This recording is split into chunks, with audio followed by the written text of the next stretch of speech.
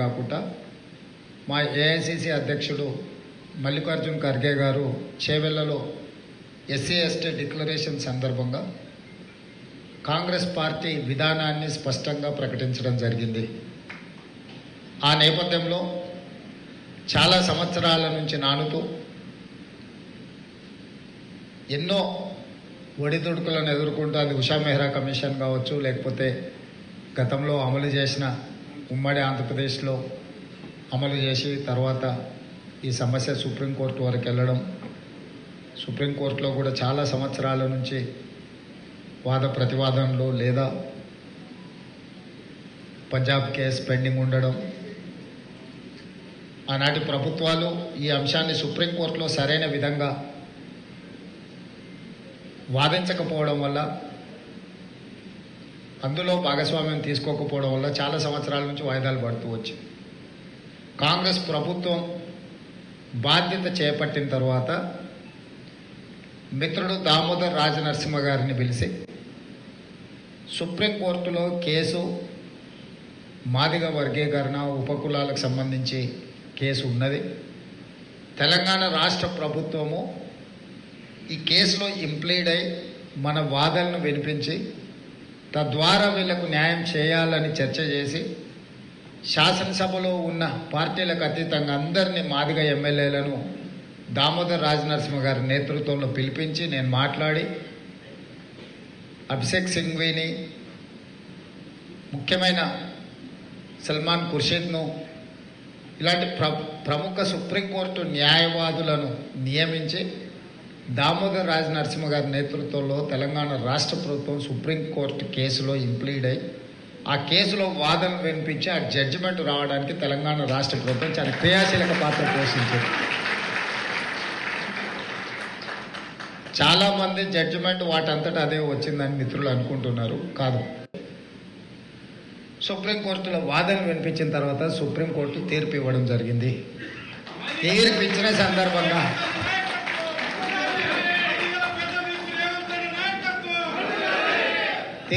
సందర్భంగా శాసనసభ జరుగుతూ ఉండే నాకు అధికారులు సుప్రీంకోర్టులో అనుకూలమైన తీర్పు వచ్చిందని చిట్టి పంపిస్తే అక్కడికక్కడే శాసనసభలో స్పష్టంగా సుప్రీంకోర్టు ఇచ్చిన తీర్పును తూచా తప్పకుండా తెలంగాణ రాష్ట్ర ప్రభుత్వం అమలు చేస్తుందని శాసనసభ వేదికగా నేను చెప్పడం జరిగింది.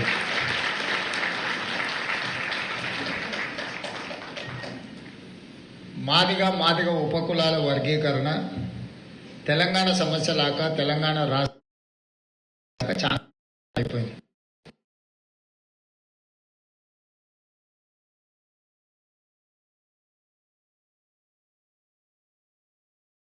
కొంచెం శక్తివంతులు అవ్వడం మనకరమైన పరిస్థితిని తెచ్చిపెట్టింది. కానీ ప్రజల ఆకాంక్ష ముందు కొన్ని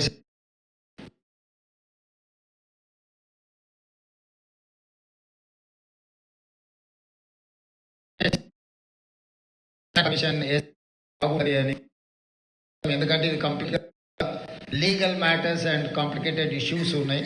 దీని ఇంకా లీగల్ టర్మినాలజీని కూడా పూర్తి స్థాయిలో అర్థం చేసుకోవాలంటే తక్షణమే షమీమ్ అఖ్తర్ అనే హైకోర్టు రిటైర్డ్ జడ్జిని వేసి 60 డేస్లో ఆయన ఫైనల్ రిపోర్ట్ సబ్మిట్ చేస్తాడు. టైం జ్యుడిషియల్ కమిషన్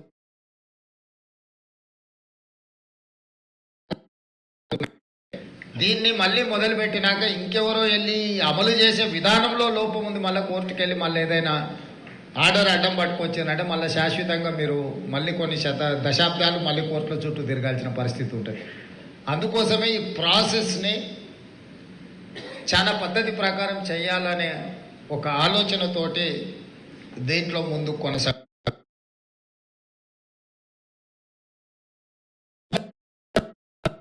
యూనివర్సిటీకి వైస్ ఛాన్సలర్గా దళితున్నే నియమించలేదు. కానీ ఈసారి ప్రొఫెసర్ కుమార్ మాదిక సామాజిక వర్గానికి సంబంధించిన వ్యక్తిని అత్యంత ప్రతిష్టాత్మకమైన తెలంగాణలో ఏ గొప్ప వ్యక్తులైనా పివి నరసింహారావు గారు కావచ్చు, జయపాల్ రెడ్డి గారు కావచ్చు, మరి చెన్నారెడ్డి గారు కావచ్చు, ఎవరైనా ఉస్మానియా యూనివర్సిటీ స్టూడెంట్లు అని చెప్పుకునే ఉస్మానియా యూనివర్సిటీకి మొట్టమొదటిసారి 100 సంవత్సరాల హిస్టరీలో ఒక మాదిగ వైస్ ఛాన్సలర్గా మన ప్రభుత్వం నియమించింది. IIIT బాసర మాదిగ సామాజిక వర్గానికి సంబంధించిన వైస్ ఛాన్సలర్ను నియమించడం జరిగింది. హయ్యర్ ఎడ్యుకేషన్లో ప్రొఫెసర్ పురుషోత్తంని మాదిగ సామాజిక వర్గం నుంచి మనం నియమించుకోవడం జరిగింది.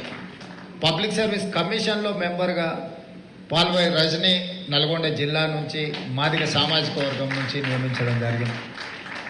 విద్యా కమిషన్లో చారగొండ వెంకటేష్ మాదిగ సామాజిక వర్గం నుంచి విద్యా కమిషన్లో మెంబర్గా నియమించడం జరిగింది. ఏ అవకాశం వచ్చినా రాజకీయపరమైన లేకపోతే అధికారులకు సంబంధించిన నియామకాలు ఈ ప్రభుత్వం ఏది చేపట్టినా మాదిగ సామాజిక వర్గం అడగకుండానే వాళ్ళకి కావాల్సిన దానికంటే ఇంకొక ముద్ద ఎక్కువ పెట్టడానికి మా ప్రభుత్వం ప్రయత్నం చేస్తుంది.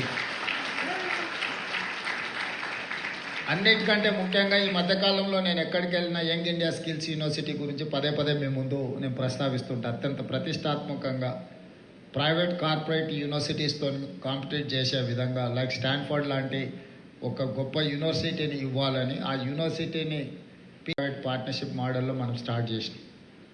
ఆ young India skills university chairperson వచ్చేసి Anand Mahindra automobile company owner CEO Anand Mahindra ఆ స్కిల్ యూనివర్సిటీ చైర్పర్సన్గా ఈరోజు వారు పనిచేస్తున్నారు.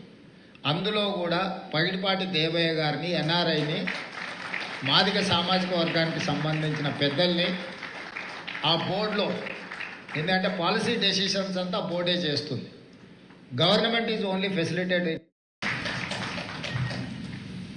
మాదిగ ఉపకులాల వర్గీకరణ తెలంగాణ సమస్య లాగా తెలంగాణ రాష్ట్ర చాలా అయిపోయింది.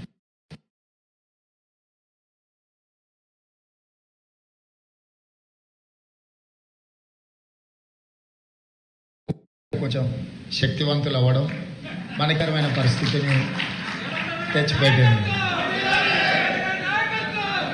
కానీ ప్రజల ఆకాంక్ష ముందు కొన్ని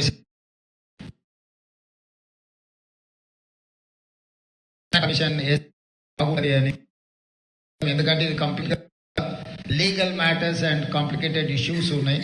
దీని ఇంకా లీగల్ టర్మినాలజీని కూడా పూర్తి స్థాయిలో అర్థం చేసుకోవాలంటే తక్షణమే షమీమ్ అఖ్తర్ అనే హైకోర్టు రిటైర్డ్ జడ్జి అనేసి 60 డేస్లో ఆయన ఫైనల్ రిపోర్ట్ సబ్మిట్ చేస్తాడు. టైం జ్యుడిషియల్ కమిషన్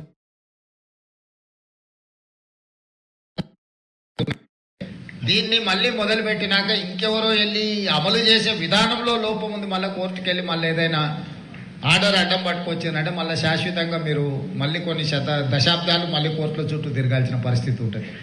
అందుకోసమే ఈ ప్రాసెస్ని చాలా పద్ధతి ప్రకారం చేయాలనే ఒక ఆలోచనతోటి దీంట్లో ముందు